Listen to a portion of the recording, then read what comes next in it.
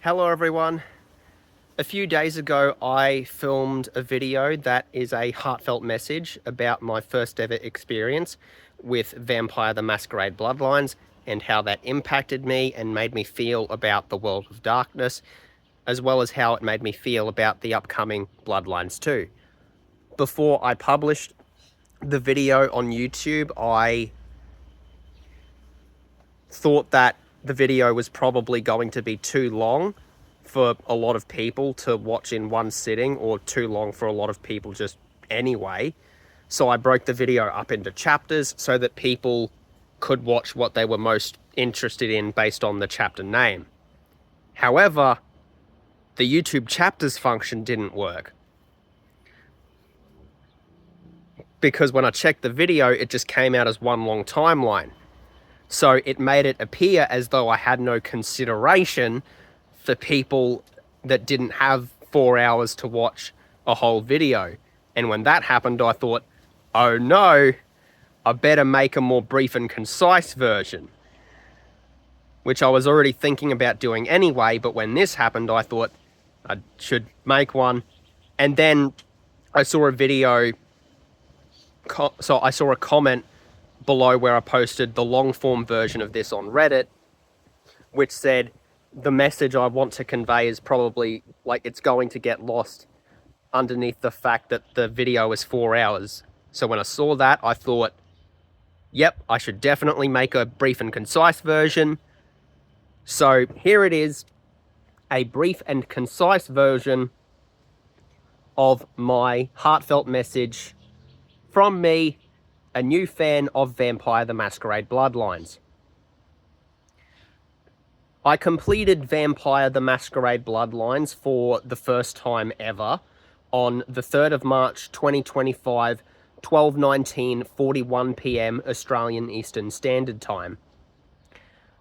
I checked my save files for the exact date and time down to the second, as well as mention what time zone I completed the game in, because I want to cement the exact moment I completed the magnum opus of Troika games.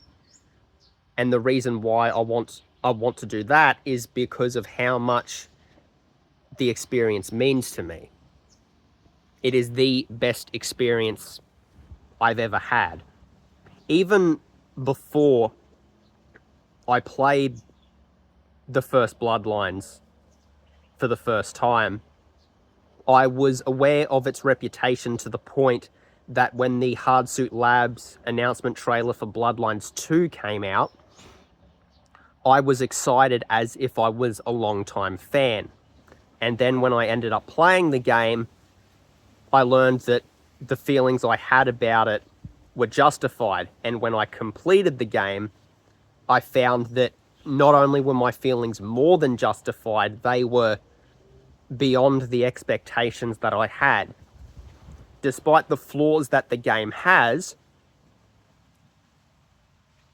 it has been shown a lot of love from fans, and even without that, from just the pre-release, from the broken version of a forced release, it is still, it's the best experience I've ever had out of any video game with any sort of story and plot and all of that. Thanks to West 5, with his basic 11.5 version of the unofficial patch, I was able to play the game as close to the vanilla release while playing a more working version. Thanks to this modder, I've had the best experience with any game ever, or any story and plot from any medium of storytelling. The music is fantastic. Rick Schaefer's compositions are amazing. Womb Music's audio direction and voice direction are they're fantastic. And the characters are so well written, and their points of view are they're just they're really like well-written characters, and all of them have points of view that make sense from their perspective. And they really put their best foot forward with their points of view. And everything culminates in an experience where, despite the flaws, it is definitely more than the sum of its parts. And the ending to this game, no matter what ending you get, despite those flaws, is a perfect ending to a perfect journey. Vampire: The Masquerade Bloodlines is the best experience I've ever had. So when I hear about the upcoming Bloodlines 2 and the issue that game has had with development, it worries me. Troubles for a video game it's nothing new, especially with Bloodlines. However, when that trouble concerns the story and plot that is meant to be the sequel to what I believe to be the best experience of all time, it worries me. Especially with the actual specific troubles that this version of the game has had from the Chinese room.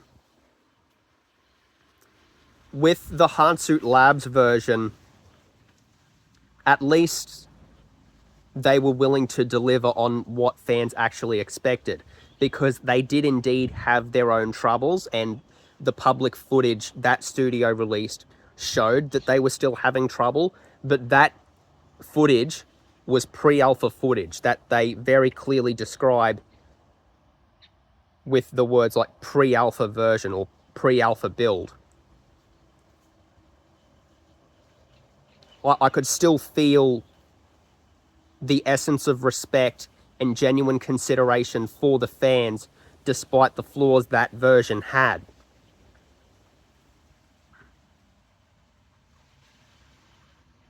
Which is why, despite the troubles the Hardsuit Labs version had, I was genuinely excited for it. Whereas with the Chinese room version, I'm worried because of the disrespect it shows fans. And some might be wondering, well, as long as it brings fans into the world of darkness, it shouldn't matter what the game is called.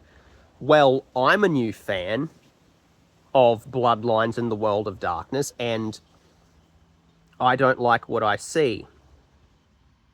So I can only imagine how long-time fans feel, except I don't have to imagine it, because from what I've seen from long-time fans of not just Bloodlines, but Vampire: The Masquerade, and from the people that have actually managed to play the Chinese room version of this project before the initial public release, is that it has the core elements of Bloodlines removed and is turned into essentially a walking simulator, and that you feel like you're walking down a linear corridor, because even with the non-linear elements, it feels like it only has one path. And I remember someone, a longtime fan, pointing out on an article I read that Bloodlines 2 having an elder as the protagonist comprehends at a deep misunderstanding of not just Bloodlines, but Vampire: The Masquerade.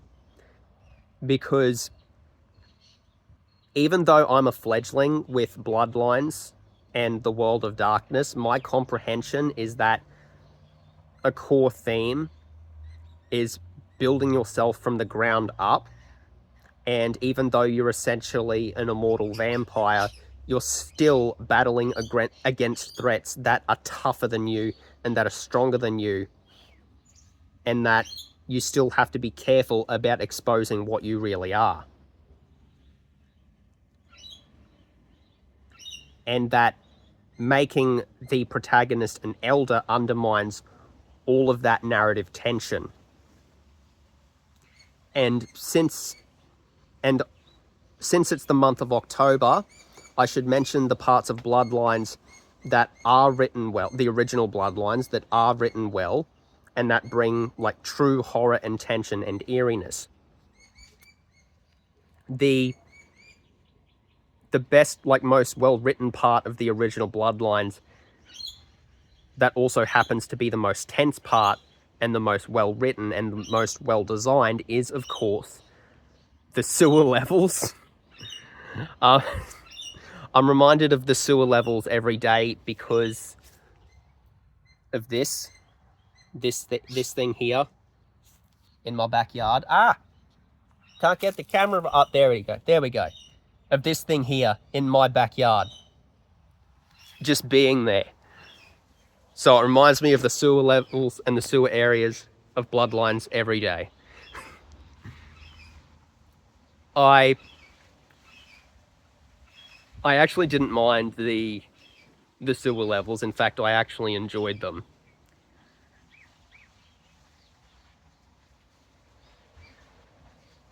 But I can definitely see why some people didn't like them, because they were designed in such a way where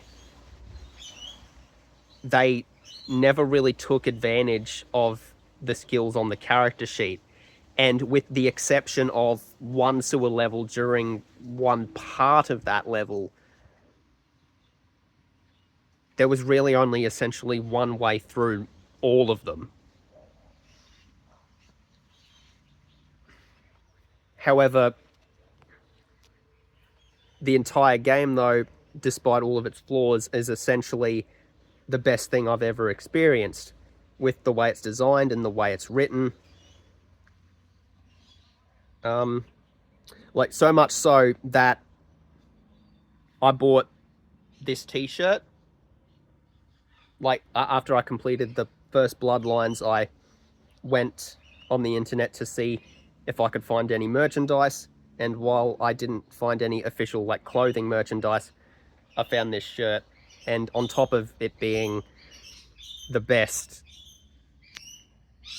thing I was excited to buy, it is the most comfortable shirt I've worn. Anyway, continuing on, the real best, like, actual best part of Bloodlines, because of how well it's written and the way it brings across tension, is obviously, of course, actually, the Ocean House Hotel quest. Like, the way that level is designed is, like, it proves that story can be just as interesting as combat, if not more. And while that level doesn't have any combat at all, it is so well written that I feel tense just playing that level, which proves that you don't really need combat to make things interesting. And it's great that the game has combat anyway, because it allows for true roleplay if you want to play a violent character. And although I'm somewhat aware that the combat is the worst part of the game, I'm glad that that was the element that fell by the wayside compared to the actual roleplay and story, because it gave me the best experience I've ever had.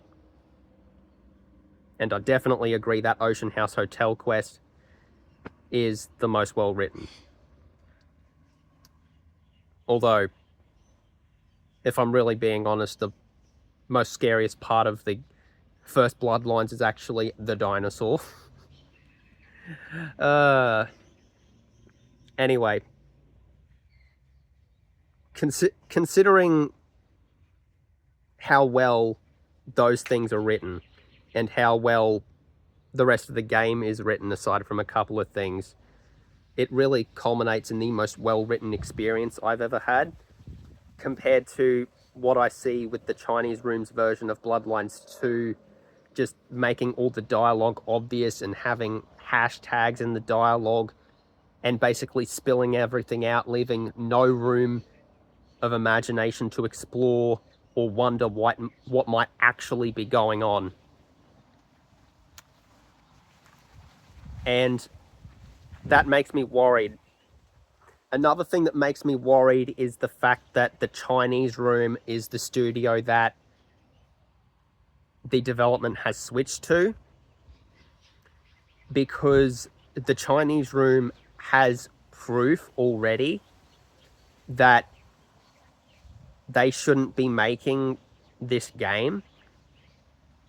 They have proof in the form of their own work, which is Amnesia: A Machine for Pigs, a game that they developed as being a sequel to Amnesia: The Dark Descent. And Amnesia: A Machine for Pigs, I believe on some level is objectively great. It just wasn't an objectively great Amnesia game. And some Amnesia fans described it as having the core elements removed, being turned into a walking simulator, and it essentially, from what I comprehend, it almost killed the franchise. A similar thing also happened with 2017's Project Danielle, also known more commonly as Prey, made by Arcane. And Raphael Colantonio, the former Arcane CEO, made comments about how being forced to name the video game Prey was a non-negotiable compromise with Bethesda, and that he felt that being forced to name the video game Prey was a sales mistake that would fail to attract fans of the original version of Prey released in 2006, and also failed to attract any other players, which is exactly what happened. Upon release, the project did see some success, but after about a couple of weeks, the sales dropped and was essentially a flop. And it wasn't until years later that the video game was considered an underrated masterpiece.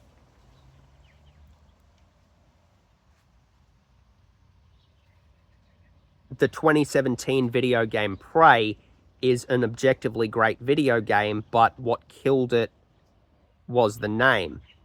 And what killed any potential interest in a sequel to it was having an inaccurate title for the project, which is a similar sentiment I see among some long-time fans of Bloodlines, and how they're saying this isn't truly Bloodlines 2, because the Chinese room is removing core elements and forcing what they are good at onto something that shouldn't have it, which contrasts what Hardsuit Labs did. Because even though they were essentially known for just making shooters, and while they were scared of approaching this project, and despite the troubles they had, they were at least willing to genuinely jump outside of their comfort zone and make a game that people expected. Whereas with the Chinese room version, they're forcing what they're good at onto it. And I think when developing a project, you need to genuinely jump outside of your comfort zone, like Hardsuit Labs did, in order to genuinely, truly, creatively think about a project to have it succeed. This is also what Creative Assembly did with Alien Isolation. They had only pretty much made grand strategy titles, and were definitely not familiar with making horror games, yet they didn't force what they were good at onto something that shouldn't have it. They approached the game, the people at that company, Creative Assembly, approached Alien Isolation with, okay, how can we make this a great experience for horror fans and fans of Alien? Which is exactly what they did. And because of that, because they genuinely jumped outside of their comfort zone in a way that respected the fans, we now have not only one of the best horror video games of all time, we also have potentially the best continuation of the Alien franchise. And I don't say that lightly, because I'm aware of the movie Aliens. I genuinely believe it is that fantastic. That's the creative passion that Creative Assembly had.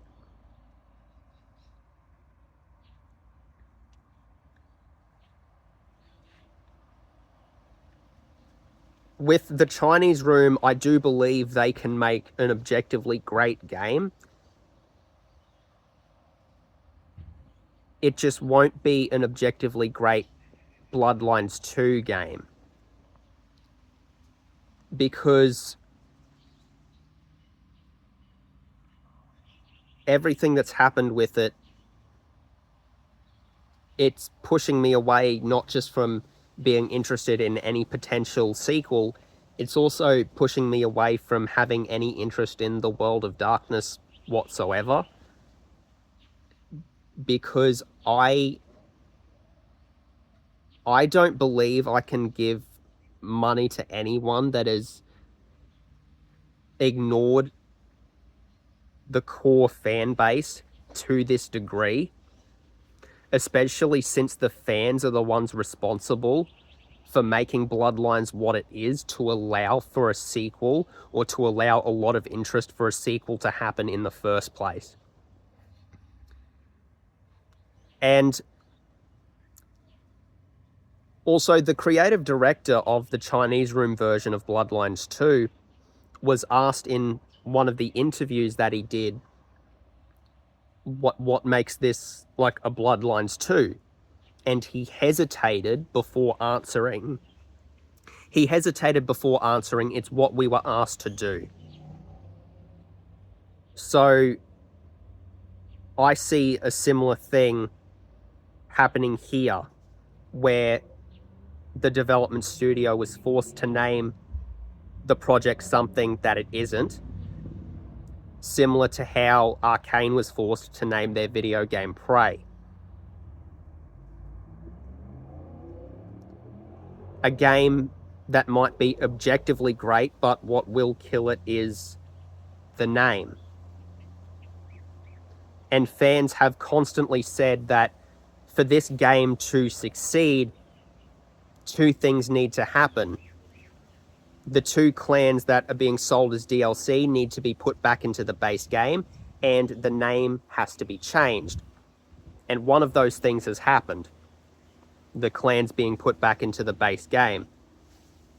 And a lot of people believe that's a good thing, because it's like, oh, they're finally listening to fans. But I don't think that's a good thing, because that's only happening after the backlash, which tells me that, like, on top of doing it after the backlash, the company that went back on their decision is a company that is notorious for not going back on their decision to take things out of the base game and sell it back as DLC. Paradox Interactive has never really budged on that. And the fact that they have here tells me that the people at that company aren't really confident with this project at all, and are expecting the clans being put back into the game to make them more money.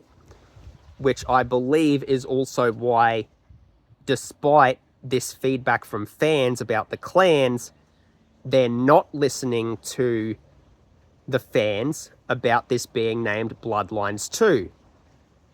Because it seems as though Paradox Interactive is banking on the name, expecting it to draw people in.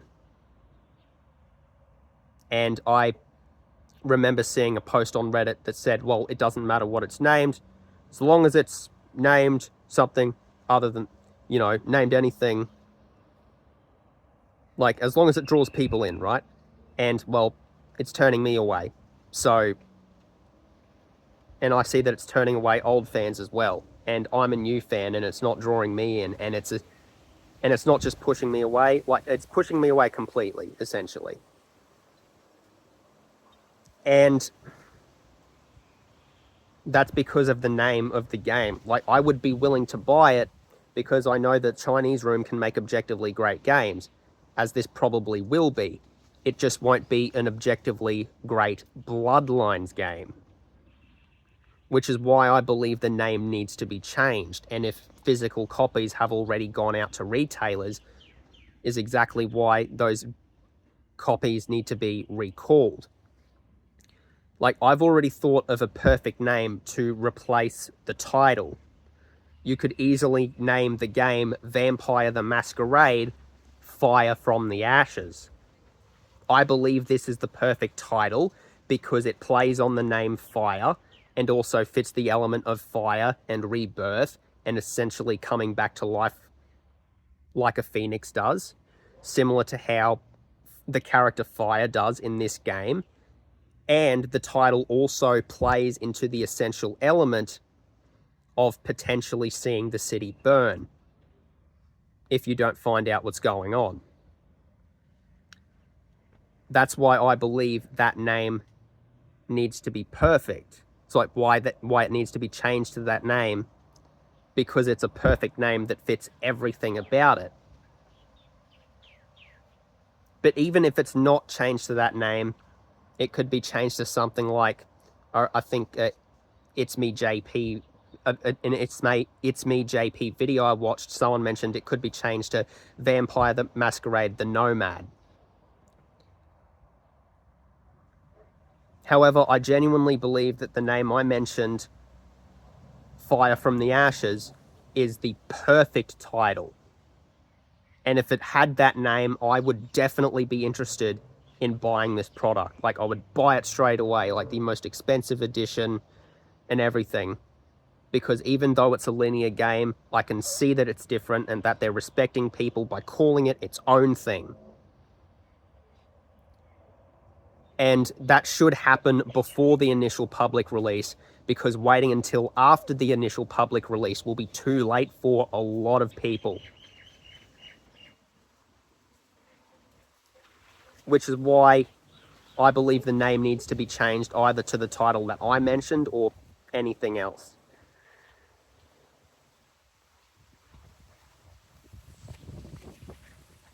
The people at Paradox Interactive should definitely change the name. And if any of them are somehow watching this, which I don't expect at all, but the name needs to be changed. Like, please change the name. Please make the right choice for this game and rename it to either Vampire the Masquerade Fire from the Ashes or any other subtitle. Please make the right choice for your project to truly succeed.